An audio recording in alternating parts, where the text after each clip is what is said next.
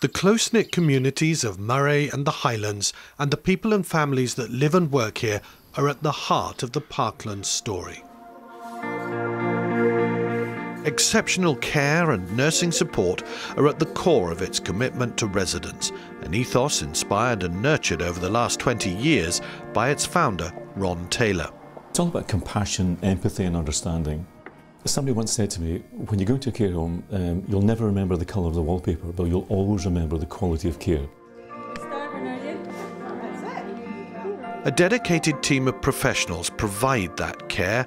450 staff work across the group, maintaining a reputation for providing outstanding service and support. We look after all their medication needs. Their day-to-day living's looked after by ourselves and other professionals that come in to the home and visit. But we just see them as part of the family, one big family. 2 sugars in your tea. That personal approach and the demand for the highest standards guides every aspect of care provision, from medical support to food preparation. Going the extra mile makes the difference. I think one of our strengths is we're obviously very highly regulated by the Care Commission, and the Care Commission has set a minimum staffing level. We never have a minimum staffing level, we're always more than that, which makes a big difference in terms of the quality of care delivery. Yeah, that's your aspirin. You need to drink all of it. It's this commitment to quality care that drives the business, recognised by a string of Scottish and UK awards. Recognised too by residents and their families who value the quality of its accommodation, the friendliness of staff and the social atmosphere fostered in its homes. Stephen Innes and family chose a Parklands home for his mother Rita. It's just like a big, it's just like a big living room. It's just like a big, living room for everybody, So it's, yeah, we sit and have our tea. It's first class. They're well catered for, and it's like a big family. I am very happy here, and then with coming here, I was so pleased, and I never regret the day I ever come here. My family come to see me as well, yes. They belong to the church here as well, go to the church service here. Now you feel at home. Parklands recognises that residents have individual needs and care is designed to be flexible. Sorry, Ken. Personal and palliative nursing is offered on a permanent or temporary basis, and specialist care is available for those with physical or mental impairment. Non-residents are also catered for. There's a lot of very frail, vulnerable people living at home who are not inpatients in any facility, and it's very important for them to have somewhere to come for company, for healthcare needs, to give their families a bit of respite, because it's very hard if they do live with someone to be looking after them all the time. A lot of them, their families are still working, so they're working full time, then going home and looking after the person.